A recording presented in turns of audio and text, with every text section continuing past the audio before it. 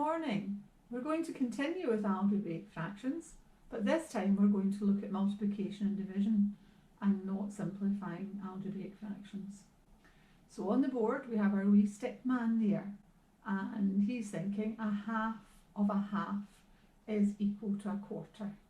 A half of a half is a quarter. I hope you agree with that. I've drawn a circle on the board there, and can you see there a half of the half that's outlined in black is indeed a quarter.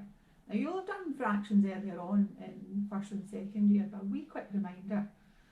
So on the board here we have a half times a half. We've agreed it's a quarter, but what's happening is we multiply the top, the numerators together, and the bottom, the denominators.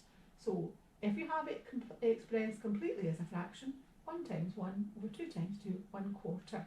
And that's what's happening. So here, I've summarised it for you. A over B times C over D. We multiply the numerators together and we multiply the denominators together. So let's look at a couple of examples. Again, we're anchoring it in numeric examples before we go on to look at algebraic fractions. So 2/3 times 3/5, we said we multiply the numerators together. So that would be 2 times 3 over 3 times 5. Now 2/3 times 3/5, let's do this here, that would be 6 over 15, multiplying the top together and the bottom. Now 6 over 15, that's not a fraction in its simplest form. So let's not do that, let's rub that out and take this line first. 2 times 3 over 3 times 5, multiplying the top two numbers together and the bottom two numbers. Now just as we did in simplifying algebraic fractions, we look for common factors. We've got it expressed as a multiple, so 3 divides into 3 once, 3 divides into 3 once, so that's equal to 2 times 1 is 2 over 5. Now that's what we'd have to have reduced our 6/15s to, but we're going to set it out like that, multiply our top two numbers together, our bottom two numbers together, and look for common factors. So 2/3 times 3/5 is equal to 2/5. Let's try a second one. Let's multiply 2/3 times 3/5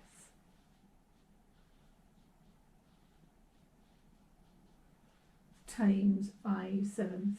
There's no suggestion that it's always just two fractions, but we just multiply the top together.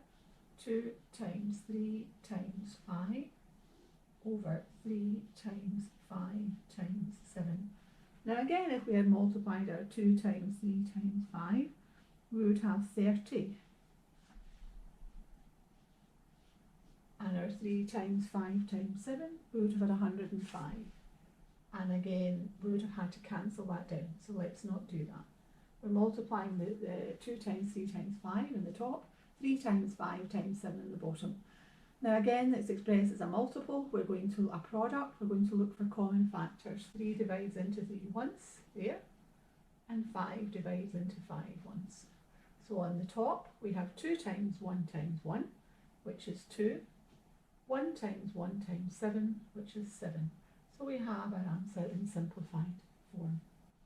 Okay, let's think about division of fractions. Let's start again with some numerical examples. How many 2's are in 10? And the answer is 5, because 10 divided by 2 is 5. Now how many quarters are there in 3/4? You see the circle on the board there, divided into quarters. I've highlighted 3/4. So how many quarters are there in 3/4? There are 3. 3/4 divided by a quarter is equal to 3. A reminder in the box there, you'll have done this before. To divide by a fraction, we turn the second fraction upside down and then multiply. So if it was A over B divided by C over D, then we would turn the second fraction upside down and it would be A over B times D over C. So we turn the second fraction upside down and we change it to multiplying. And then as we did earlier, we multiply the top two numbers together and the bottom two numbers together. So let's look at that 3/4 divided by a quarter. We can see there 3/4. How many quarters are there in 3/4? There are 3. 3/4 divided by 1/4 is 3. So let's look at that. 3/4 divided by 1/4. We can see that there are 3. The answer is 3. Now we said we would turn the second fraction upside down and change the sign to multiplying. Then it would be 3 times 4 over 4 times 1. And then we can cancel. It's expressed as a product. We'll look for a common factor. 4 divides into 4 once. 4 divides into 4 once. 3 times 1 is 3. 1 times 1 is 1. And we know that that would be 3. Okay, we've reminded ourselves of the rules of multiplying and dividing fractions, and there they are on the right hand side of the board. Now let's use those to look at algebraic fractions, and we do exactly the same. So let's look at number 1, 5 over a times 2 over a. So we just multiply the top two numbers together, 5 times 2 over a times a. Now this time there's nothing to be cancelled at all. No cancelling. So 5 times 2 is 10. A times a is a squared. So that's us finished. Now let's do a second one.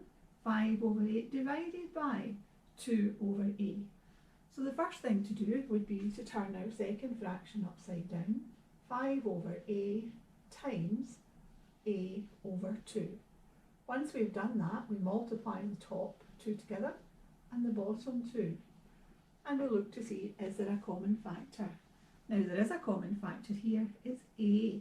So let's do that. A divides into a once, a divides into a once. So we have in the top, 5 times 1 is 5, and 1 times 2 is 2. So 5 over 2. Now we don't have to turn it into, it's a top heavy fraction, we don't have to turn it into a mixed number, we'll leave it just as a fraction. Okay, let's move on to one that's a wee bit more complicated. Let's do a third example. 2q cubed over r. 2q cubed over r times 5r over q to the power of 4. Well, let's make that 2q to the power of 4. So a bit more complicated, but we know the rules. We know that we just multiply the top together and the bottom together. So let's do that. Let me remind you that 2q cubed is just 2 times q cubed, and we know that q cubed is q times q times q. And 5r is just 5 times r. So we're multiplying the top together. And in the bottom, that's r times 2q to the power of 4. So that's 2 times q times q times q times q. Now let's take a step back and look for common factors.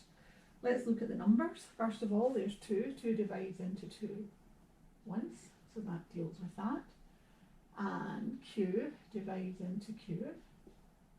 Q divides into q. Q divides into q. And we have r divides into r once. So cancelled off quite a lot out there. Let's see what we have left in the top. We have 1 times 1 times 1 times 5. So we've got 5 on the top. And the bottom, 1 times 1 times 1 times 1 times q. So that all simplifies to 5 over q. So the same rules, multiply the top together and the bottom together. Now let's look at division. Let's do a fourth example. So this time we want 4a squared q all over 5 divided by a over 12q. So we know that we've got a division here, and we know that we have to turn the second fraction upside down and change the sign to multiplication. So let's do that. 4a squared q all over 5 times 12q over a. And now let's do as we did before, let's multiply the top together. 4a squared q, so that's 4 times a squared, which is a times a, times q times 12 times q all over 5 times a. Now let's look to see if there's any multiplication here, any simplification. So we've got 4 times 12 is 48. We'd have 48 in the top and 5 in the bottom. No common factors there with the numbers at all. And we have A divides into A once, and A divides into A once here. So that's us finished. So let's tidy this up now. Let's look at that. 4 times 1 is 4 times 12. So let's deal with the numbers. That would be 48 in the top. We deal with the numbers, 48. And we have A, and q times q is q squared. So 48 aq squared over 5. 48 aq squared over 5. And that's us finished. Okay, that's us completed these 4 examples. Now what I would like you to do is page 95, exercise 9.4. Page 95, exercise 9.4 in your textbook, and you'll find examples very similar to the ones that we have done. Now this is a difficult topic, but please look over the YouTube lesson and the worked examples, playing them again and again, and stopping and looking over areas that you find difficult. But if you go over these and you understand all these examples, you should be able to do exercise 9.4. The last 2 are problem solving questions, but again they just use the techniques that you looked over in the video. Now I know this is very, very difficult for you, but remember, if you think you've fallen behind for whatever reason, then the YouTube videos are all there. Go over them again and again, and if you need help with this topic or any topic whatsoever since the start, please make sure that you get in touch with me in Microsoft Teams. Take this opportunity. The YouTube lessons are all still there. Don't worry if you've fallen behind. I will try and help you catch up. They're all there. You're doing very well indeed. Thank you.